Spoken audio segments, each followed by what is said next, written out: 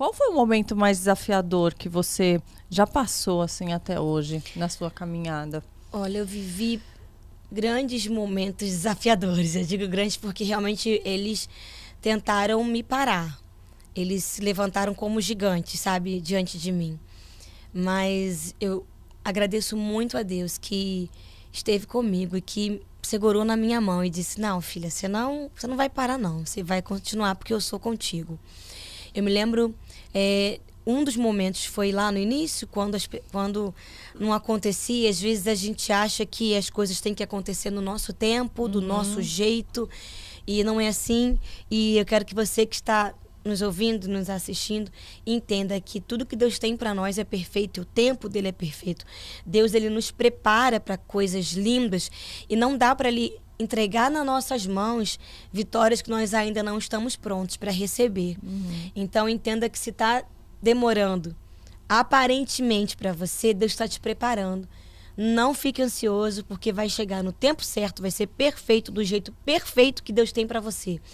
Então eu me lembro de, nesses momentos, de pensar assim: eu não quero mais, tô cansada, é muita humilhação, é muita tristeza. A gente chega para cantar e não dá oportunidade, e pessoas que diziam: não, eu vou gravar você, e depois: não vou gravar mais não, sabe? Foram muitos momentos que, nesse início, que eu disse assim: eu tô muito cansada, é muito triste. E realmente todo o início é desafiador, é difícil. Sim. Então eu pensava em parar por várias vezes, eu pensei em desistir. Você se questionava se isso era o caminho, se Sim. não era, se você estava enxergando errado? Sim. Porque às vezes a pessoa se questiona e fala: pô, será que Deus está me preparando, ou será que o caminho não é esse e eu estou entendendo errado? Sim. Né? Muitas vezes, o que me fortalecia para continuar era realmente os sinais que Deus nos dava, porque Deus nos dá sinais. Eram as palavras que vinham da palavra quando a gente abria, né, para ler, como também direcionava, né, de pessoas que vinham: não para, porque Deus está vendo, é isso mesmo, você está no caminho certo. Então Deus sempre envia mensageiros que realmente vêm de Deus para nossa vida.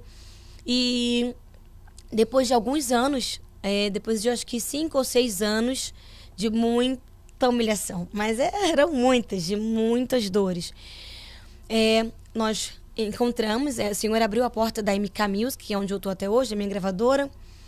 Nós lançamos o primeiro CD e ali, depois desse momento, eu vivi o grande desafio da minha vida até hoje, acho que um dos maiores, que foi quando a minha mãe descobriu que estava doente. Então foi assim, foi um misto de emoções. Um milagre muito grande. Nossa, você acabou de gravar um CD e as pessoas dizem assim: meu Deus, como pode? Na época, gravar um CD era algo assim, há 20 anos atrás, conseguiu, e tá tocando na rádio. Olha, e tá na televisão. E eu lembro que meu pai me ouvia todo dia, era a mesma música. E ele dizia assim: olha, tá tocando. Vem, corre pra ouvir. Eu assim: pai, a gente já sabe que tá tocando. Aí tocava ele: vem, tá tocando de novo, Bruna, vem ouvir. Aí eu mandava os vizinhos ligar o rádio. Então, foi um momento de festa, de muita alegria. Sim. E as agendas, e viagens, e aquela alegria.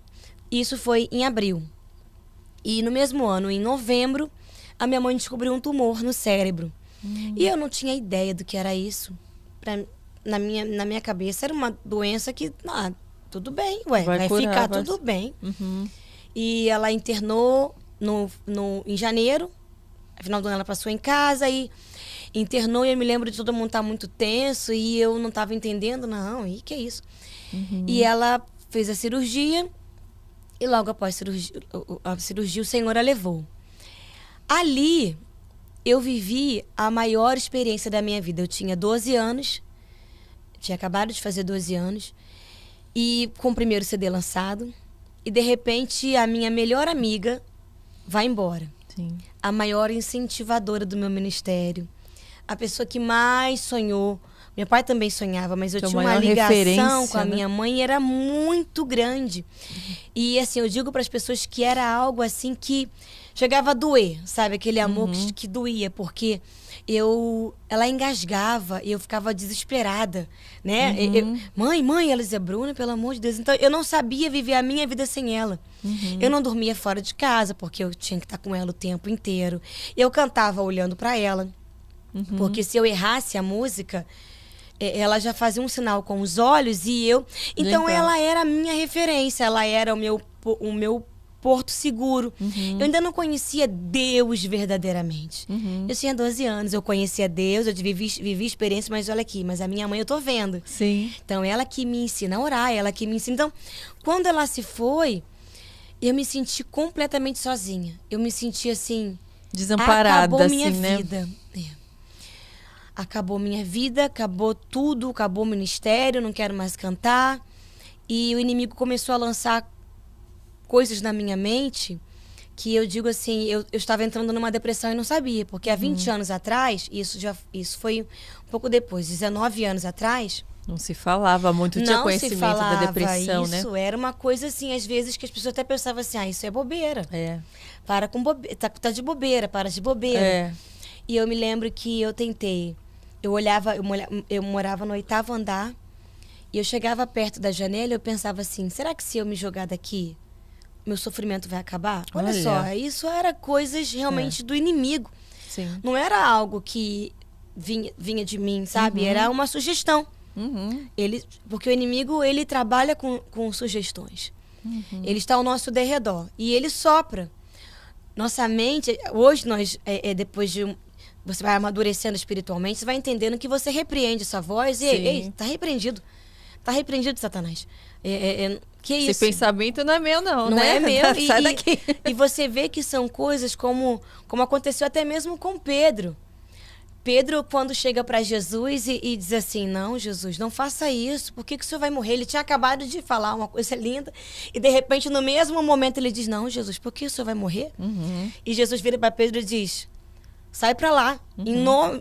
Satanás, eu te repreendo. Então, ao mesmo tempo que Pedro vive uma experiência, daqui a pouco ele está vivendo outra. Sim. Onde o próprio Jesus diz, não, eu repreendo isso, sai para lá.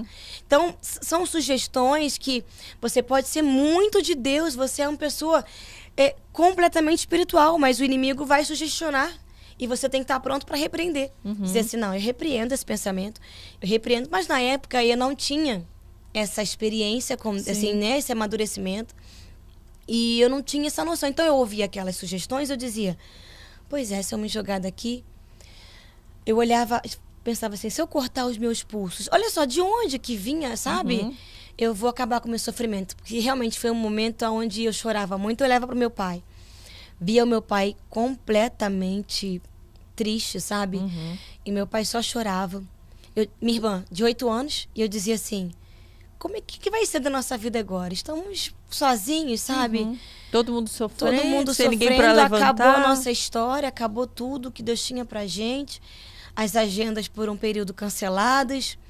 E aí, nesse período, eu comecei eu me lembro que eu comecei um distúrbio muito grande emocional, então eu comecei a engordar muito. E as pessoas começaram a cobrar isso. Você tá engordando. Olha, você tá isso. Aí misturava, sabe, as emoções de estar entrando num período de adolescente. Então... Já mexe com a autoestima, né? Nossa, e foi assim... E realmente foi um tempo muito, muito difícil. Isso foi em 2002. Foi um tempo realmente muito, muito difícil para mim. Eu acho que foi um dos anos mais difíceis da minha vida. E como você se levantou? Como foi o momento de Porque superar ao tudo mesmo isso, né? tempo que foi o ano mais difícil, o ano mais desafiador, O que mais te foi o ano fortaleceu. que mais eu conheci a Deus. Como Jó, eu digo que antes eu conhecia a Deus de ouvir falar. Antes eu conhecia o Senhor das pessoas falarem para mim quem Ele era. A partir daquele ano eu comecei a conhecer Deus, quem Ele era verdadeiramente. Foi ali que eu comecei a depender de Deus, sabe, Karina? A mergulhar na palavra e viver esse amor intensamente.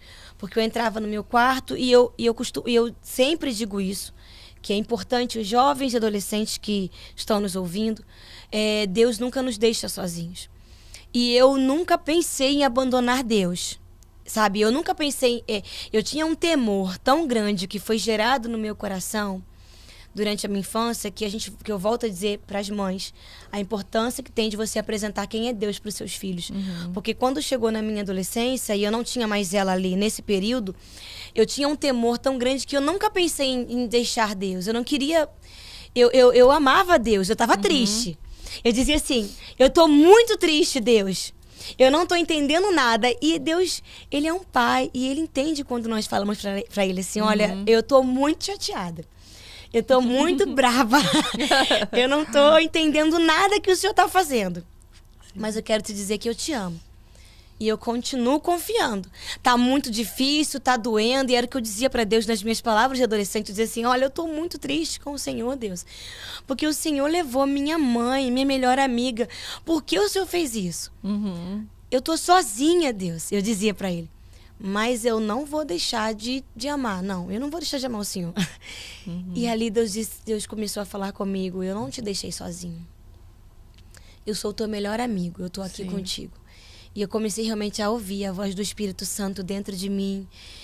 E ali foi um período onde eu lia mais, onde eu cantava no meu quarto. E eu comecei a viver experiências novas, de momentos de oração que eu nunca tinha vivido. E realmente a depender desse amor. E é algo que acontece, é sobrenatural. Porque você dizer para uma menina de 12 anos que ela vai começar a conhecer a Deus e que a vida dela vai dar certo em meio ao caos, aos olhos humanos, as pessoas dizem assim, não, vai parar, vai dar tudo errado. Sim. São adolescentes que já estão para muitos. Eu e minha irmã estávamos condenadas a viver de mão em mão. Nós não tínhamos... Nossa família sempre foi pequena. Então eu tinha poucas tias, algumas que moravam em São Paulo, aqui em São Paulo, que eu sou do Rio. Outras que não estavam tão perto. Eu não tinha avós nem por parte de pai, nem por parte de mãe. Eu já não conhecia, eu tinha uma avó de consideração. Então, assim, aos olhos humanos, vão se perder.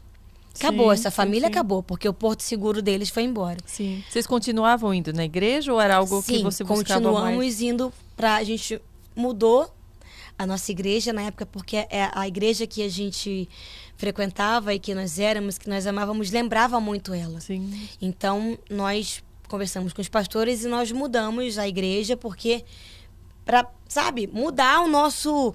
Vamos nos levantar. Sim. Então, a gente precisou realmente ir para outro lugar. E para não ter tantas lembranças. E Deus começou a nos levantar. Então, quando as pessoas olhavam e diziam assim, essa família acabou, esse ministério acabou. Não tem jeito para essa família. Essas meninas vão para o mundo. Sim. E vão viver... de mão em mão e vão viver assim, cada hora com uma família, porque o pai tá ali, coitado. Para muitos, meu pai era um coitado, que estava ali quase em depressão, estava ali sem direção. Mas Deus é lindo, porque Ele olha para nossa vida e pode estar tudo parecendo assim, tá um caos. Aos olhos humanos, as pessoas olharem e dizer assim, não tem jeito para essa família. Não tem jeito para essa vida. Tá destinado, tá condenado a viver uma história de desgraça. E Deus fala assim, não, porque eu tô na história. E se eu estou na história, vai ser diferente. Eu vou levantar, vai viver, vai ter milagre, vai ser usado, vai viver o sobrenatural. Eu vou fazer dali realmente pessoas que vão sair para viver o sobrenatural. E Deus é tremendo, porque Ele faz. Independente dos olhares, independente dos pensamentos, Deus faz além, porque Ele não vê como o homem vê. Independente dos nossos próprios pensamentos, inclusive, né? Independente das nossas emoções, do que a gente está sentindo. Deus, ele não trabalha de acordo com as nossas emoções. Se Deus fosse trabalhar assim, misericórdia. Ainda mais nós mulheres, que às vezes acordamos e cheias de fé, cheias de alegria. E tem dia que a gente acorda assim, hoje... Senhor, hoje eu estou assim tão emotiva aí, sabe? E Deus não trabalha com emoções. Ele é um Deus realmente que olha para o nosso coração. E Ele vê um coração quebrantado, um coração disposto. O seu coração, ele está disposto a servir a Deus? Pode estar tudo difícil, você pode estar cada dia com um sentimento diferente. Tem dia que você está sentindo... Você tem um coração pronto para servir a Deus? Você tem um coração quebrantado? Você ama o Senhor? Se prepare. Fica tranquilo, porque Ele vai fazer na tua história coisas sobrenaturais. E ali Deus começou a nos levantar, Karina. Assim, a gente começou a viver, volta as agendas, volta tudo. E eu me lembro que nesse período de turbulência, um pouco antes disso, que foram alguns meses, nesse mesmo ano de 2022, eu arrumava muita briga na escola. E eu me lembro que eu estava muito... Por quê? Você tinha um gênio forte? Eu estava muito... Essa revolta toda, ela foi para um lado, né? Sim.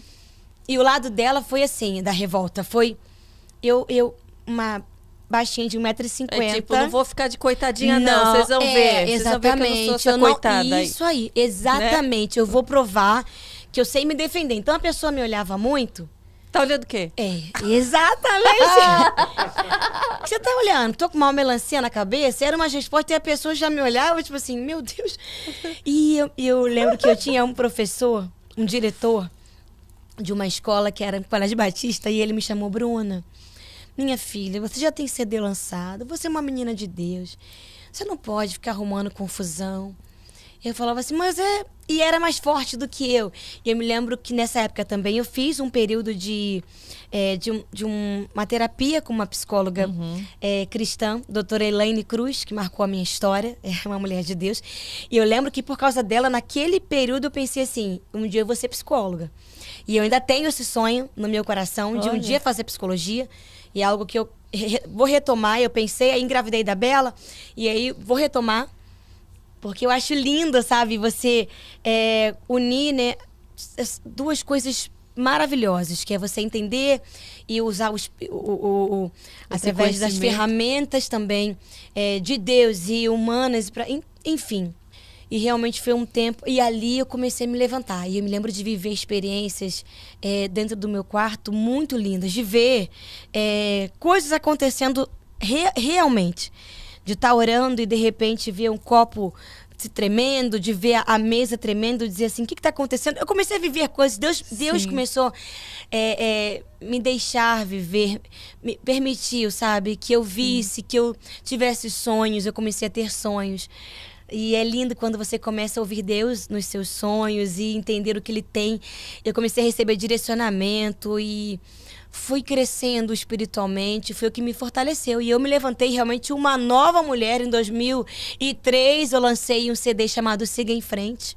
Que idade você tinha? Eu tinha 14. 14 ainda. 12, isso mesmo. Em 2003, eu tinha 14 anos, eu lancei esse trabalho que o nome tinha tudo a ver com a minha história.